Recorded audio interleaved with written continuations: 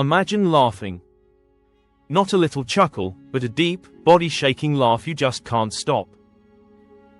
It stretches on for minutes, then hours, until your sides ache and you can barely breathe. Now, imagine the person next to you starts laughing too. And the one next to them. That's not the start of a joke. It's the true story of how a few giggles in a classroom spiraled into one of the strangest outbreaks in modern history. It shut down an entire region and had scientists scratching their heads for decades. This is the story of the Tanganyika Laughter Epidemic. What happens when laughter isn't a sign of joy, but a symptom of something deeply wrong? The outbreak in Kashasha. Our story starts on January 30, 1962, in what was then the brand new nation of Tanganyika, now part of Tanzania. In the small village of Kashasha, at a mission-run boarding school for girls, the day seemed completely normal. And then, a few students started laughing. At first, nobody batted an eye.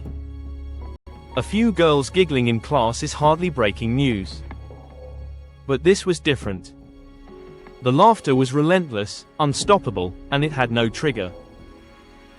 The girls couldn't control it, with episodes lasting for hours, sometimes even days. And then, it began to spread. It wasn't like catching a cold, it was more like an emotional wildfire. One by one, other students started showing the same bizarre symptoms. Before long, 95 of the school's 159 pupils were trapped in cycles of uncontrollable laughter. But it wasn't just laughter. The girls also suffered from fits of crying, restlessness, and even pain. Some fainted from pure exhaustion or struggled to breathe. The teachers and staff, however, were largely unaffected. The school descended into chaos. With students physically unable to focus, learning became impossible. On March 18, after nearly 2 surreal months, the administration had no choice but to shut the school down and send the girls home. But closing the school didn't stop the epidemic. It unleashed it. As the students returned to their home villages, they brought the phenomenon with them. In the nearby village of Inshamba, 217 people, mostly kids and young adults, were soon hit with the same attacks. The outbreak that began with a handful of girls was now sweeping through communities. Some estimates suggest it eventually affected up to 1,000 people and led to the closure of as many as 14 different schools. Doctors and officials were completely stumped. They looked for an explanation, a toxin in the food, a strange virus, but they came up empty. There was no biological agent, no pathogen that could explain what was happening. The answer, they would eventually realize, was far stranger. This wasn't a disease of the body. It was an outbreak of the mind. The science of a shared mind. To really get what happened in Tanganyika, you have to understand the time and place. 1962 was a period of incredible stress and uncertainty. Tanganyika had just won its independence from Britain the year before, in December 1961. The whole society was in flux, dealing with new rules, new pressures, and a new national identity. This anxiety was felt most sharply by young people. At schools like the one in Kashasha, students were caught between the traditional culture of their homes and the strict, Western-style education system. As researcher Christian F. Hempelman has noted, students reported feeling immense pressure from the high expectations of both their teachers and parents. Boarding schools, especially, can become pressure cookers for shared emotion, with students living in close quarters under rigid discipline, far from family. This was the perfect breeding ground for what scientists call mass psychogenic illness, or MPI. The more famous term, mass hysteria, is a bit misleading because it implies the symptoms are fake. But in MPI, the physical symptoms are very real. The people suffering are not pretending. Their bodies are genuinely reacting, but the trigger isn't a germ, it's psychological stress that spreads like a virus. Think about it, we're social creatures. We subconsciously mirror each other's feelings and actions. It's why you might yawn after seeing someone else yawn, or feel a surge of anxiety in a tense crowd. In a high-stress environment, one person's very visible distress can become a template for everyone else. In Tanganyika, the laughter of a few stressed-out students might have been a release valve for their anxiety. When other students saw this dramatic behavior, their own brains, already overloaded with the same stress, latched onto it as a possible response. Laughter became contagious, not because anything was funny, but because the behavior itself was spreading. The fact that it wasn't just laughter is a huge clue. The mix of laughing, crying, and restlessness shows this wasn't an epidemic of joy, but one of widespread emotional distress. The laughter was just its strangest symptom. The epidemic didn't just vanish. It came in waves. The school in Kashasha closed in March, reopened in May, and had to close again in June when another 57 pupils were affected. The phenomenon rippled through the region for about 18 months, maybe even longer, before it finally faded away. It likely stopped not because of a cure, but because the social conditions that fueled it were disrupted.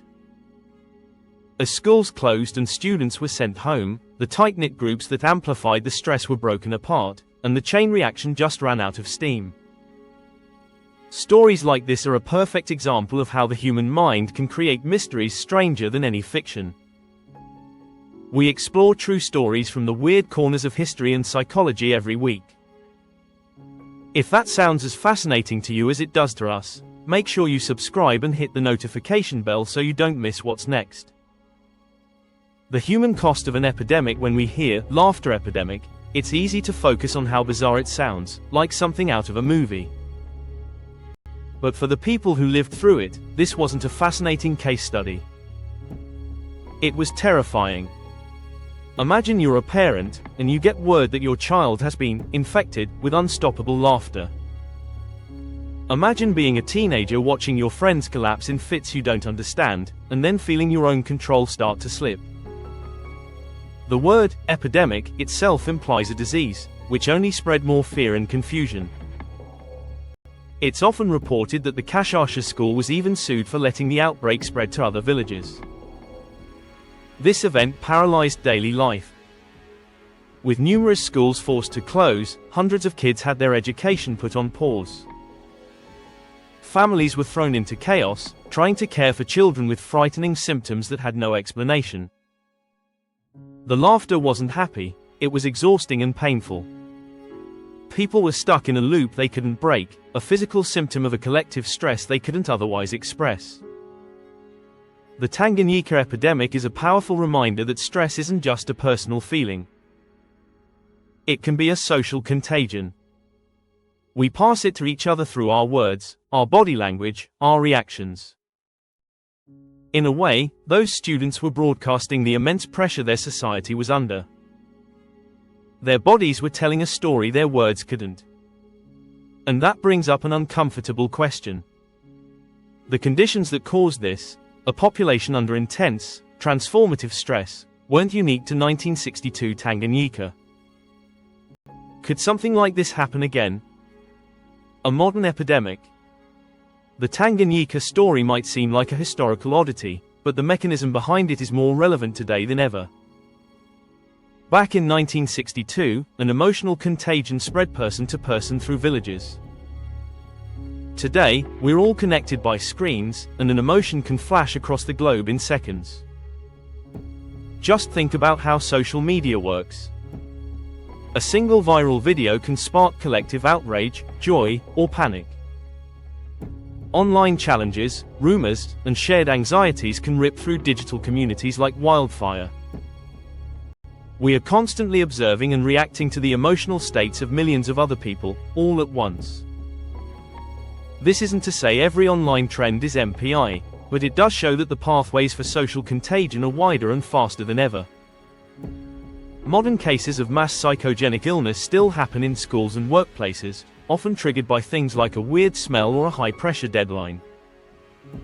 These events show that our hyper-connected world hasn't made us immune to these primal feedback loops.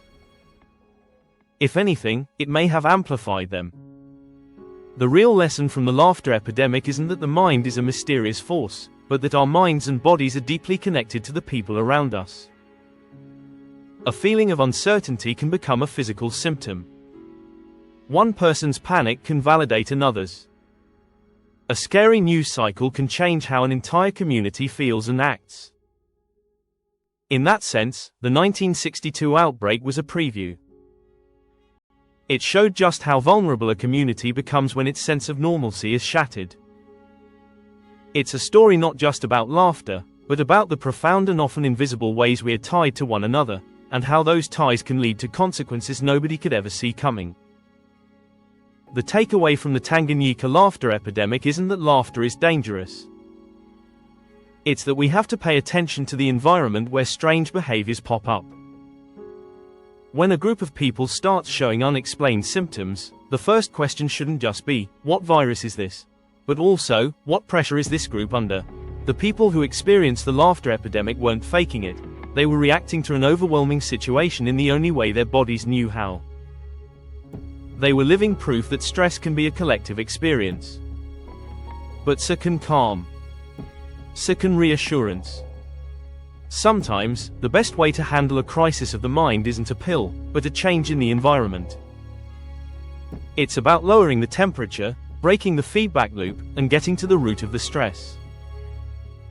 The story of the laughter epidemic is a testament to the incredible power of the human mind, for better and for worse. It reminds us that sometimes, the strangest forces in the world aren't out there in the shadows. They're right inside of us. What do you think is the best explanation for what happened in Tanganyika? Was it purely mass psychogenic illness, or is there another piece to this puzzle we're still missing?